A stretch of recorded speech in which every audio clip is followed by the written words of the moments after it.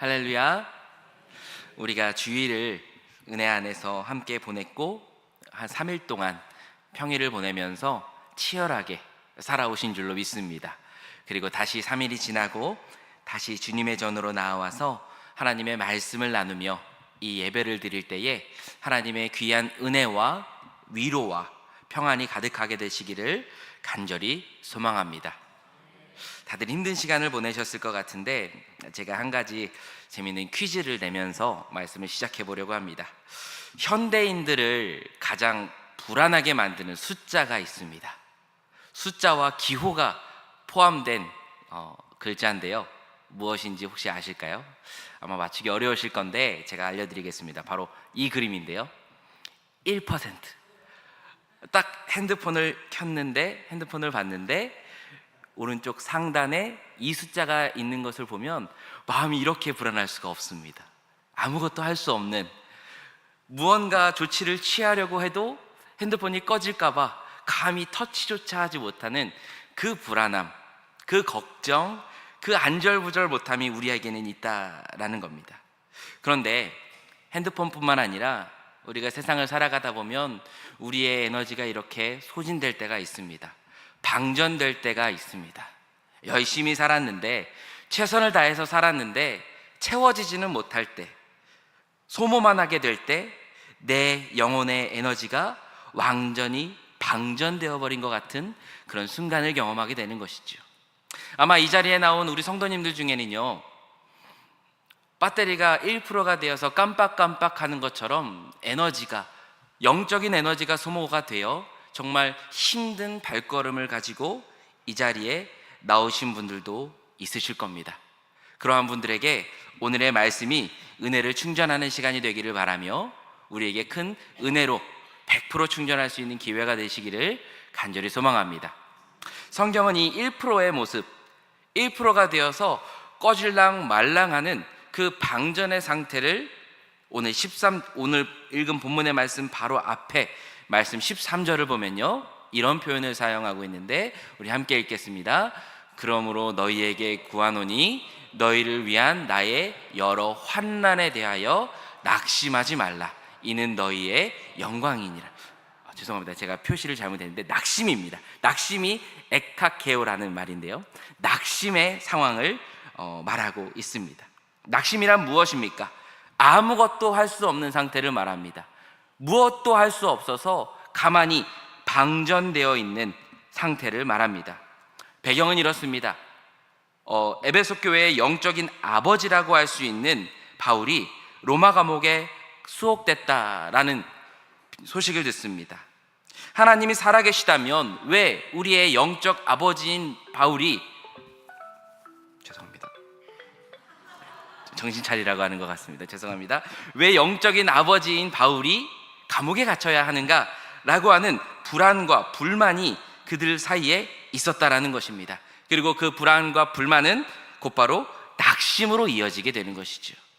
그러한 상황 속에서 사도 바울은 이 에카케오라고 하는 단어를 사용해서 아무것도 할 수 없는 고난으로부터 이루어지는 그 어려움에 대해서, 고난과 피로 때문에 내가 지켜야 할 믿음의 자리에서 밖으로 튕겨져 나가서 악하고 아무것도 쓸모없는 상태인 그들을 향해서 위로하고 있는 말씀, 중보하고 있는 말씀이 바로 오늘의 말씀이라는 것입니다. 그래서 에베소 교인들을 향해서 바울은 그들을 위로하고 오히려 낙심할 것이 아니라 영광이라고 말하면서 오늘 본문의 말씀처럼 그들을 중보하고 위로하며 낙심이 아니라 충전하여서 이겨낼 수 있는 힘을 주는 중보를 하고 있게 되는 것입니다. 사도 바울의 이 모습은 구약의 요셉을 떠올리게 합니다. 요셉은 억울하게 모함을 받아서 감옥에 갇혔습니다. 정말 억울하여서 낙심하고 절망하고 포기할 수 있는 상황에 처했던 사람이 바로 요셉이었죠. 바로 성경에서 표현한 낙심이 이 상황과 아주 딱 맞아떨어질 것 같습니다. 그런데 요셉은 어떠했습니까? 이 상황에서 낙심하였습니까? 성경은 요셉이 낙심하지 않고 이렇게 했다라고 말하고 있는데, 창세기 39장 21절의 말씀입니다. 우리 함께 읽겠습니다. 여호와께서 요셉과 함께 하시고 그에게 인자를 더하사 간수장에게 은혜를 받게 하시매. 그렇습니다.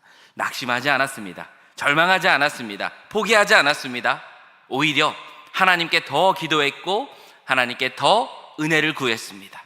그러니까 하나님께서 요셉과 함께 하셔서 그에게 은혜를 내려주셨다라고 말하고 있는 것이죠.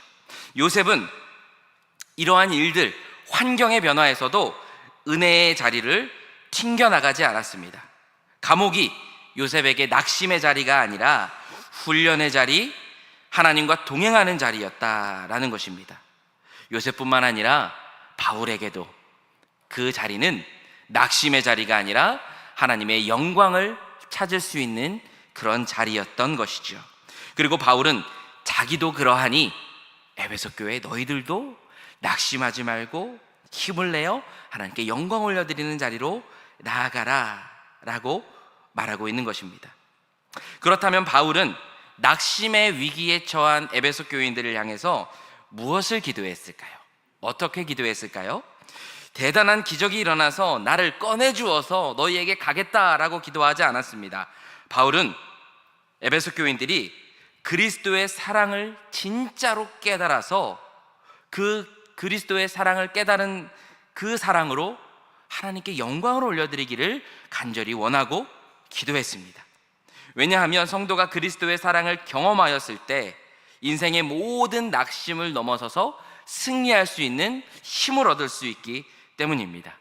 그래서 오늘 우리가 이 조금은 지칠 수 있는 이 3일의 저녁에 하나님의 말씀을 통해서 바울의 중보 기도를 통해서 그 기도가 바로 우리를 향한 하나님의 기도이며 위로임을 믿고 새 힘 얻으며 돌아가는 귀한 시간 되시기를 간절히 소망합니다. 자, 첫 번째 바울이 에베소 교회를 향해 중보했던 기도는요, 성령으로 속 사람을 강건하게 하소서라고 하는 기도를 했습니다. 바울이 낙심의 위기에 처한 에베소 교인들을 위해서 무릎 꿇고 기도했던 첫 번째 기도가 바로 환경을 바꿔달라는 기도가 아니라 그들의 마음을 강건하게 해달라는 기도였다라는 것이죠. 우리 16절의 말씀을 함께 읽어보겠습니다.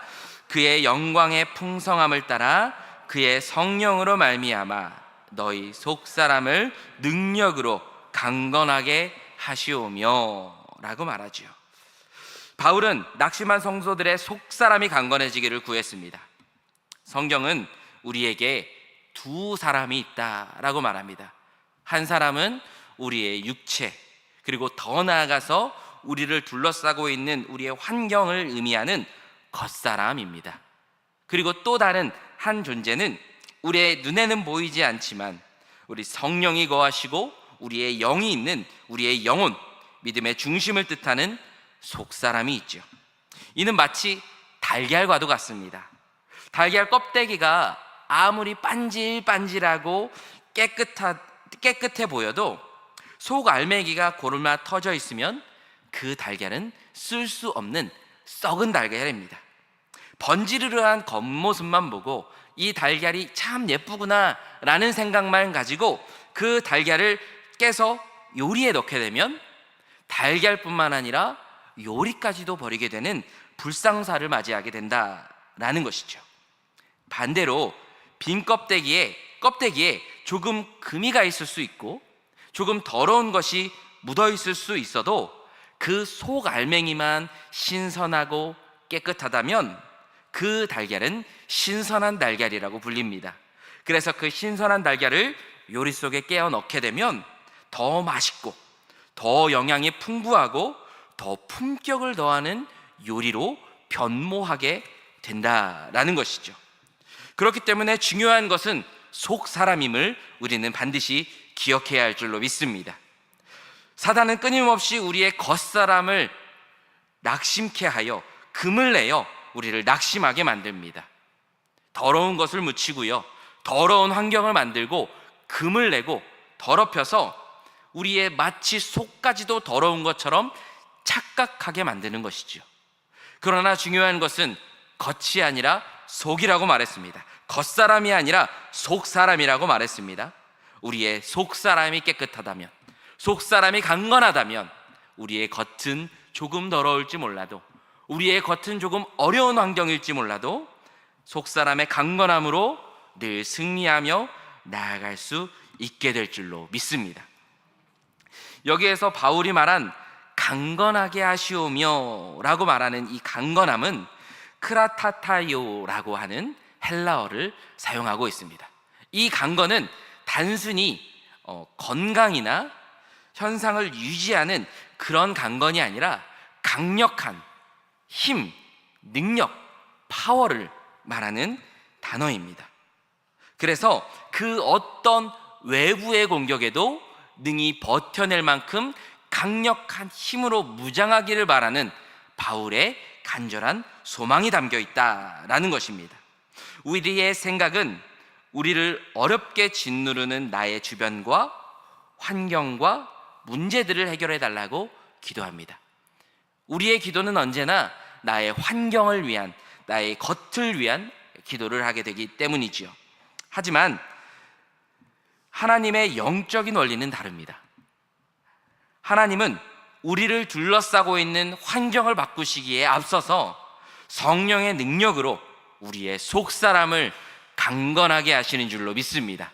그래서 환경을 바꾸셔서 우리를 안전하게 하시는 것이 아니라 환경은 그대로 있되 우리의 속사람을 강건하게 하셔서 그 어떤 환경의 공격에도 우리가 흔들리지 않는 단단함, 그리고 그 환경을 뚫고 헤쳐나갈 수 있는 강건함을 우리에게 주시는 줄로 믿습니다. 하나님은 우리의 삶을 이끌어 가실 때 어떠한 병연군도 없는 무균실을 만들어가는 것이 아니라 어느 곳에 있어도 건강할 수 있는 면역력을 키워주시는 분이 우리 하나님임을 믿고 나아가시기를 간절히 소망합니다. 이 속사람의 강건함은 그러면 어디로부터 오는 것일까요? 어떻게 하여야 우리의 속사람의 강건함이 올까요? 17절 전반절을 우리 함께 학습심에서 읽겠습니다. 같이 읽겠습니다. 믿음으로 말미암아 너희가 사랑 가운데서 뿌리가 박히고 터가 굳어져서. 아멘.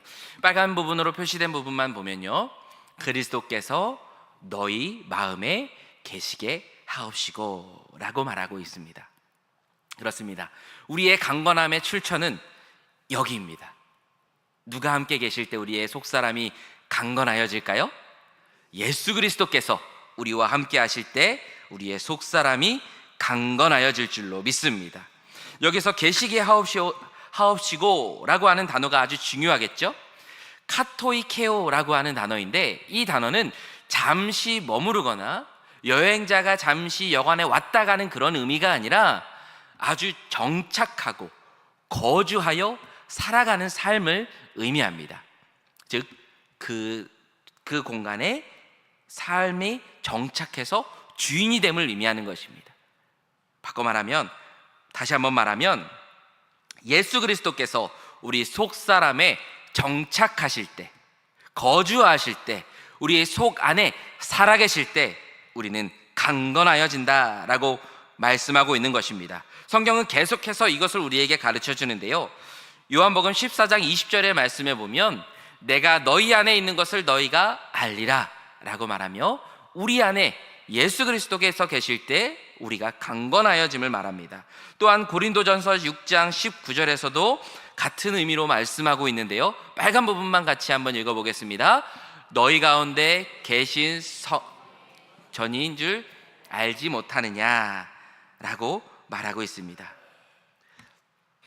이렇게 말씀하신 것처럼 예수님이 우리의 마음에 임시 손님으로 계시는 것이 아니라 내 인생의 모든 소유권과 결정권을 쥐고 계시는 진짜 집주인으로 영원히 정착해 계실 때 우리의 속사람은 요동치 않고 강건하여질 줄로 믿습니다. 성령이 우리 속사람을 강건하게 하실 때 우리는 고린도후서 4장 16절처럼 그러므로 우리가 낙심하지 아니하노니, 함께 읽겠습니다. 우리 겉사람은 낡아지나 우리의 속사람은 날로 새로워지노라. 속사람이 매일매일 새로워지고 튼튼해지고 거룩하여질 줄로 믿습니다. 예수 그리스도가 속 안에 거하며 강건해진 사람은 그래서 환경의 지배를 받지 않습니다. 환경에 따라 마음이 좌우되거나 흔들리지 않습니다. 사울 악행에 쫓겨서 굴에 숨어지댔던 다윗은 환경은 비참했을진 몰라도 그 마음은 여전히 하나님을 향해 있었고 하나님을 찬양하는 마음을 강건하게 유지했습니다. 그래서 시편 57편 7절에 찬양을 하나님께 올려드릴 수 있었던 것이죠. 뿐만 아니라 옥에 갇혀 있었던 바울과 실라도 현실은 낙심과 절망의 상황이었지만 흔들리지 않고 사도행전 16장 25절의 말씀에서처럼 한밤중에 기도하고 하나님을 찬양하는 그러한 믿음을 우리에게 보여주었습니다. 위대한 믿음의 선배들의 속사람에는 주님이 그 사랑의 삶의 주인이 되었고 정착해 계셨고 정착함으로써 그 속사람을 강건하게 하셨기에 환경의 지배를 받지 않고 여전히 주님을 찬양할 수 있었습니다. 한국 교회사에 사랑하면 빠질 수 없는 한 분이 있습니다. 사랑의 원자탄이라고 말하는 그 별명을 가지고 있는 손양원 목사님의 삶이 바로 속사람이 강건하여져서 어떠한 환경 속에서도 흔들리지 않았던 분, 그분이 바로 손양원 목사님이라고 말할 수 있습니다. 애양원에서 나병 환자들을 보내며 보냈던 그의 삶, 두 아들을 공산당의 총탄에 잃었을 때 그 누가 보더라도 그 환경은 열악했고 무너진 삶, 낙심할 수밖에 없는 삶이었습니다. 하지만 손양원 목사님은 흔들리지 않았고 무너지지 않았고 오히려 그 어떤 사람보다도 강건한 삶을 살아내셨습니다. 어떻게 그럴 수 있었겠습니까? 그분은 그 마음에 그리스도께서, 예수께서 주인으로 자리하고 계셨고 완전히 정착해 계셨기에, 그리스도의 사랑이 그분의 삶을 붙잡고 계셨기에 손양원 목사님은 강건함을 유지할 수 있었던 것입니다. 목사님의 두 아들을 죽인 원수를 양아들로 삼는 인간의 계산을 초월한 위대한 사랑, 그래서 사랑의 원자탄이라는 별명을 가졌던 그 손양원 목사님의 삶은 속사람의 강건함을 보여주는 우리의 가장 모범이 되는 우리의 믿음의 선배입니다. 사랑하는 성도 여러분, 바울이 에베소 교회를 위해서 중보했던 것처럼 우리도 이와 같은 기도를 함께 드릴 수 있게 되기를 간절히 소망합니다. 하나님께 간절히 기도할 때 하나님, 나의 삶을 변화시켜 주시고 나의 환경을 변화시켜 주시고 나의 삶이 만사형통하게 하여 주시옵소서가 아니라 그보다 앞서 하나님, 내 안에 내주하셔서 내 안에 역사하셔서 나의 속사람을 강건하게 하여 주시옵소서라고, 어떠한 상황 속에서도 흔들리지 않는 믿음을 허락하여 주시옵소서라고 기도할 수 있는 우리 모든 영일의 성도님들 되시기를 간절히 소망합니다. 바울이 에베소 교회를 향해서 중보했던 두 번째 기도의 제목은 그리스도의 사랑을 깨달아 하나님의 충만함에 이르게 하소서라고 하는 기도를 했습니다. 성령의 능력으로 속사람이 강건해진 성도가 나아가서 기독교의 신앙의 가장 깊은 심장부라고 말할 수 있는 그리스도의 사랑을 깨달아서 하나님의 충만함을 경험하게 되는 것입니다. 바울은 이 그리스도의 사랑을 깨달아서 하나님의 충만함에 이르는 것을 식물과 건물의 비유를 통해서 말하고 있습니다. 17절의 말씀을 함께 보겠습니다. 너희가 사랑 가운데서 뿌리가 박히고 터가 굳어져서 라고 말하고 있는 것이죠. 다음 이미지를 보면요, 식물이 어떠한 태풍 속에서도 어떠한 바람 속에서도 흔들리지 않을 수 있는 이유는 그 뿌리가 깊이 내렸을 때 흔들리지 않을 수 있습니다. 높은 고층 빌딩도 흔들리지 않고 무너지지 않고 위험하지 않을 수 있는 이유는 높이 올라가면 올라갈수록 더 깊이, 더 든든히 그 기초 공사를, 그 터를 단단히 박았기 때문에 흔들리지 않을 수 있었던 것이죠. 바울은 이러한 원리를 가지고 우리의 신앙의 굳건함도 설명해 주고 있는 것입니다. 성도의 인생도 마찬가지인 것입니다. 그리스도의 사랑이라고 하는 거대한 대지 위에 우리의 믿음의 뿌리를 깊이 박아서 우리의 삶의 어떠한 순간 속에서도 흔들리지 않을 수 있는 굳건함을 갖게 해달라고 기도했던 것입니다. 환경의 태풍이 몰아와도, 인생의 지진이 우리에게 다가온다 할지라도 흔들리지 않는 영적 안정감을 우리가 가져야 한다라는 것입니다.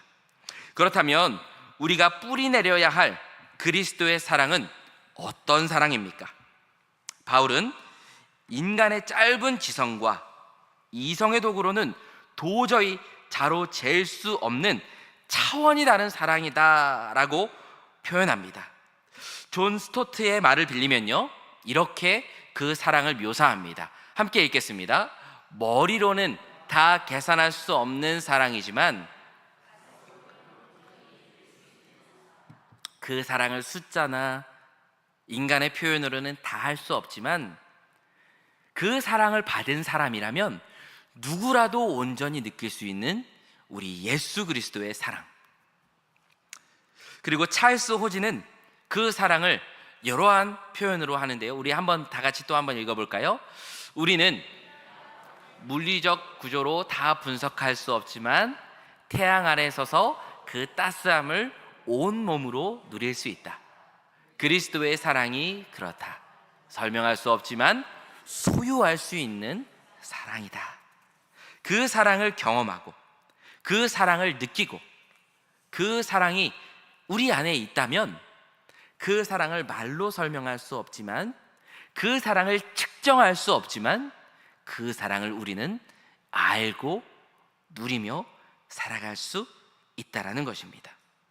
바울은 이 지식을 초월한 사랑의 차원을 4차원적인 언어로 표현하는데요, 19절의 말씀을 한번 보겠습니다. 우리 같이 한번 읽겠습니다. 그 너비와 길이와 높이와 깊이가 어떠함을 깨달아 하나님의 모든 충만한 것으로 너희에게 충만하게 하시기를 구하노라. 아멘. 그 하나님의 사랑이 얼마나 넓은지를 넓이와 깊이와 높이와 깊이로 설명하고 있는데요, 제 부족한 언어를 좀 보완하기 위해서 다시 한번 존 스토트의 말을 빌려왔습니다. 우리 길지만 한번 같이 한번 읽어보겠습니다. 그리스도의 사랑의 넓이는 전 인류를 품기 위해 양옆으로 펼치신 주님의 두 팔이요, 그 길이는 영원부터 영원까지 이어진 시간이며 올리는 권능이요, 그 깊이는 죄인의 구렁텅이까지 내려가신 자비이다. 바울은 지금 4차원의 공간을 통해 십자가의 광대함을 시각적으로 묘사하고 있는 것이다. 아멘. 아멘이 나오죠. 십자가는 그 예수 그리스도, 우리 하나님의 넓으신 사랑을 우리에게 한 몸으로 보여주시고, 바울의 이 사방으로 뻗어나가는 이 사랑의 표현은 그 하나님의 사랑이 한이 없이 넓으심을 언어로 조금이나마 표현하는 표현이 되는 것입니다. 지금 바울은 비록 감옥에 갇혀서 자유를 억압당하고 있지만 감옥으로도 가둘 수 없는 이 사랑이라는 자유를 누리고 있으며, 이 사랑이 주는 자유를 에베소 교회 교인들도 함께 경험하고 누리게 되기를 소망하고 있다라는 것입니다. 이 사랑을 가장 잘 보여주는 복음서의 장면이 누가복음 15장에 나오는 탕자의 비유일 것입니다. 탕자는 아버지를 배신했습니다. 아버지의 마음에 커다란 상처를 입히고 아버지를 떠났던 사람이 바로 탕자였습니다. 그러나 아버지의 사랑은 그러한 탕자를 버리지 않으시고 품에 안으시고 받아주시고 위로하시는 사랑이 바로 아버지의 사랑이지요. 탕자의 생각을 넘어서는, 탕자의 이해를 넘어서는 사랑이 바로 아버지의 사랑이었던 것입니다. 그래서 탕자는 아버지에게 다가가며 종의 하나로 쓰임받게 해달라고 이야기하겠다라고 생각했지만, 아버지의 사랑은 그러한 탕자를 안으시고 다시 아들로 받아주시는 넓은 사랑을 보여주셨습니다.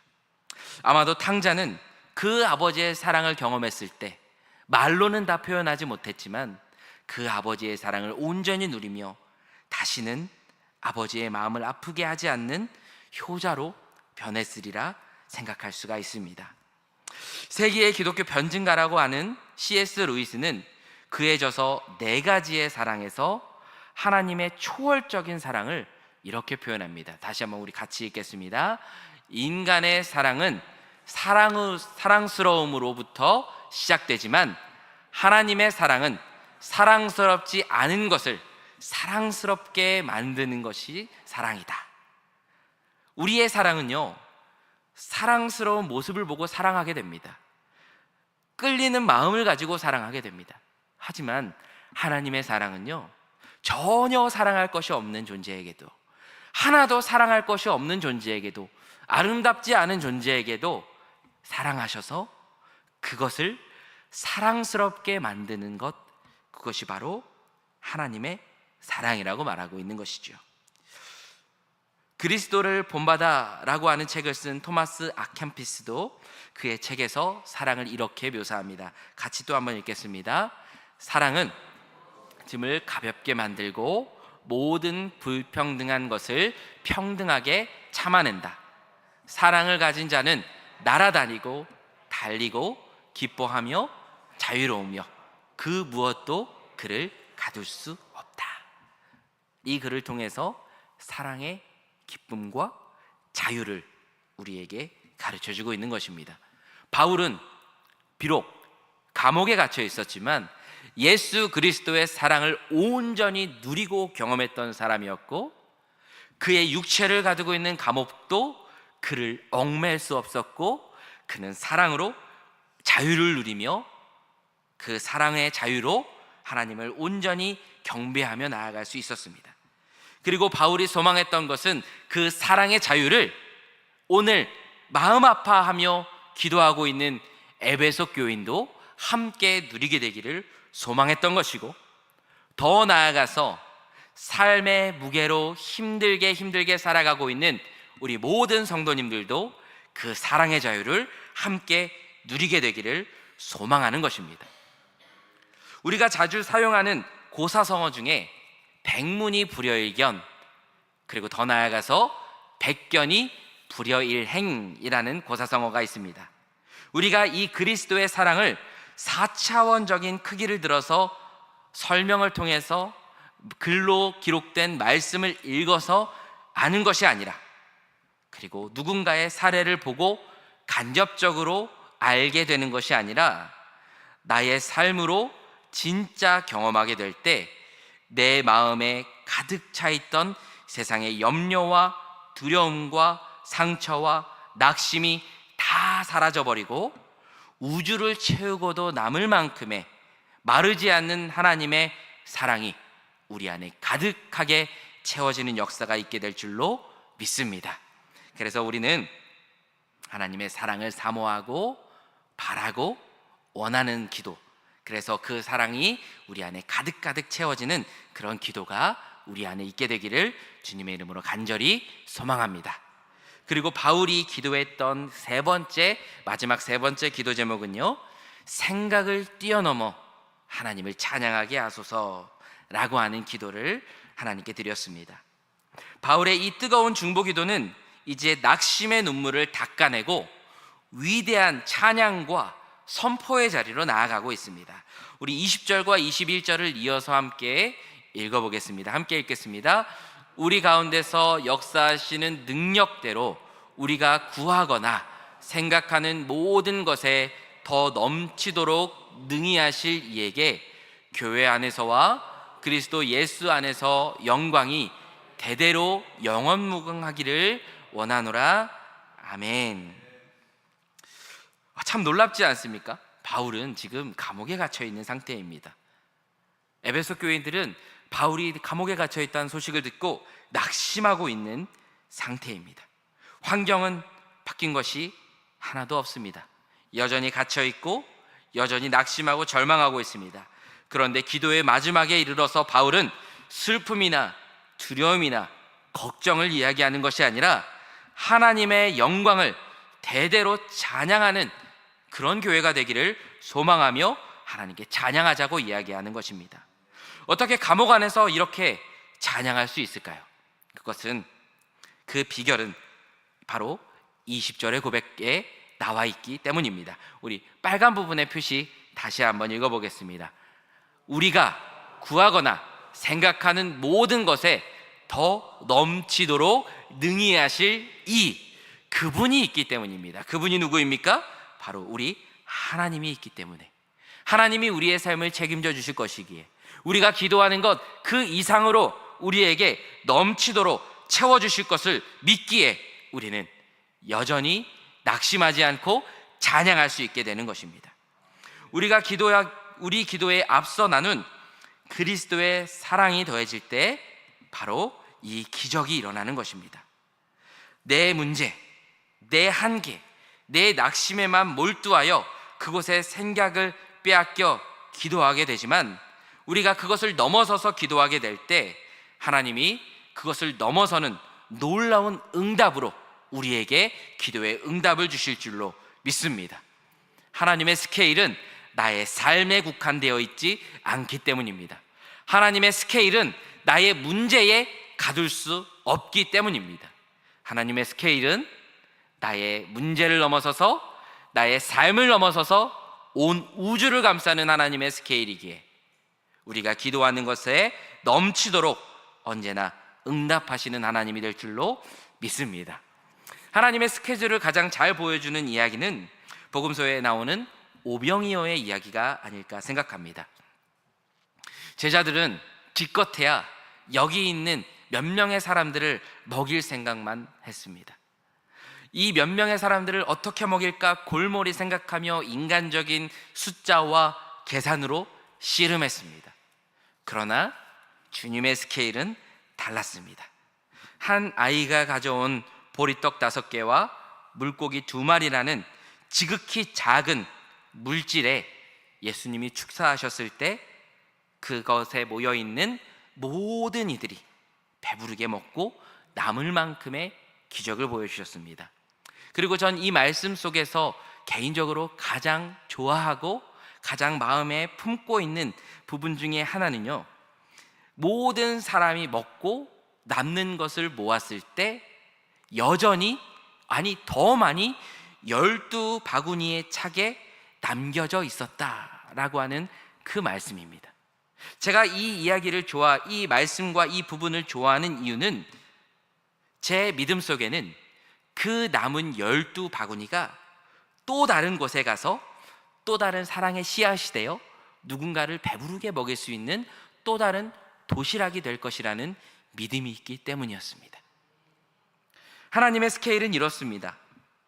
사람의 생각을 아득히 뛰어넘어서 지금 현실을 아득히 건너뛰어 먼 미래를 바라보며 더 넓은 곳을 바라보는 하나님의 스케일이 있음을 기억하시기를 바랍니다.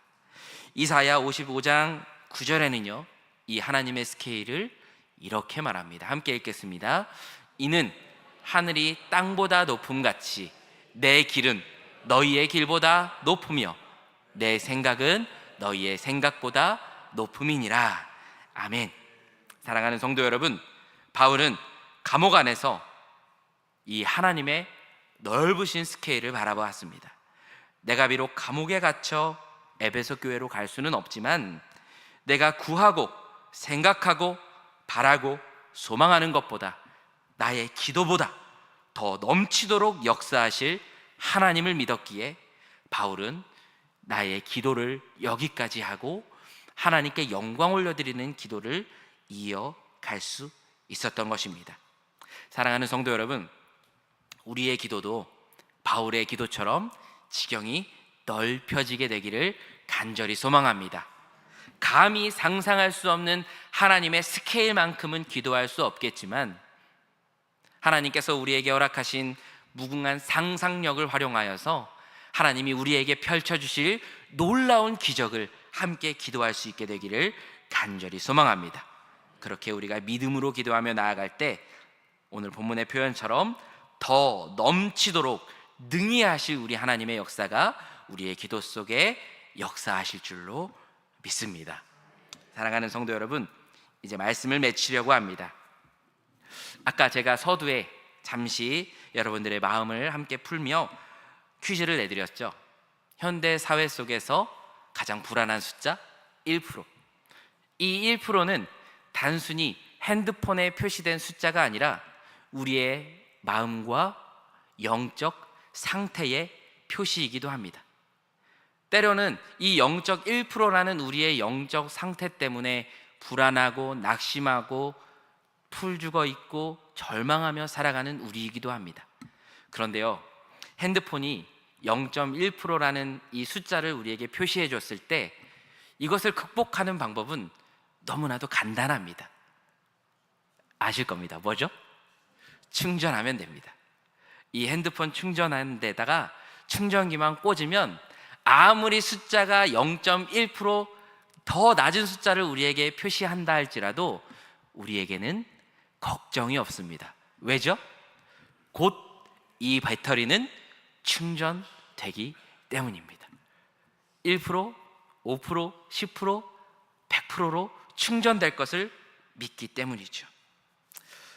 우리 사랑하는 성도님들의 삶 속에서도 0.1%, 1% 이 숫자에 연연하지 마시고 당장 주님께로 나아와서 예수 그리스도의 사랑으로 충전되시기를 간절히 소망합니다. 환경의 감옥을 보지 말고 우리를 둘러싸고 있는 예수 그리스도의 사랑의 스케일을 바라보며 그 예수 그리스도의 사랑으로 충전하여 낙심하고 절망하는 것이 아니라 결국에는 하나님을 찬양하는 기도까지 이어지게 되기를 간절히 소망합니다. 우리가 그렇게 바울의 중보기도처럼 우리가 그 기도를 함께 하며 나아갈 때 우리에게 놀라운 변화가 일어날 줄로 믿습니다. 다시 한번 복습하는 의미로 그 놀라운 변화를 세 가지로 설명하며 마치려고 합니다. 첫 번째는 환경을 이기는 속사람의 강건함을 주실 줄로 믿습니다. 예수님이 내 삶에 잠시 들렸다 가는 손님이 아니라 영원한 집주인이 되셔서 우리 안에 거하실 때 우리의 속사람이 강건하여지고 어떠한 환경도 이겨내고 극복할 수 있는 강건함이 우리의 속사람을 강건하게 하는 역사가 우리 안에 일어날 줄로 믿습니다. 그리고 두 번째 응답은 그리스도의 사랑의 충만함을 경험하게 될 줄로 믿습니다. 말로는 설명할 수 없는, 다른 사람의 사랑을 보고 알 수 없는, 체험할 때만 느낄 수 있는, 내 삶으로 내 영혼으로 경험할 때만 느낄 수 있는 그 그리스도의 사랑, 그 그리스도의 충만함이 우리 안에 경험되어지고 온전히 누리게 될 줄로 믿습니다. 그리고 세 번째 응답은요, 함께 세 번째 응답은 읽어볼까요? 셋째, 생각을 뛰어넘어 더 넘치도록 역사하십니다. 아멘. 하늘이 땅보다 높은 것처럼 하나님의 생각은 우리의 얄팍한 계산보다 더 넓고 높으심을 알고 우리의 기도를 더 넓게, 더 크게, 그래서 하나님의 응답도 더 크고 더 넓게 우리가 상상할 수 없는 스케일로 응답함을 우리가 경험할 수 있게 될 줄로 믿습니다. 사랑하는 성도 여러분, 낙심하고 절망할 때가 우리에게 간혹 있을 수 있습니다. 그러나 그 낙심이나 절망을 접고 예수 그리스도의 사랑으로 충전하여져서 우리의 영이 그 주님의 사랑으로 날마다 100%로 충만하여져서 하나님께 영광과 찬양을 올려드리는 우리 모두가 되시기를 주님의 이름으로 간절히 축복합니다.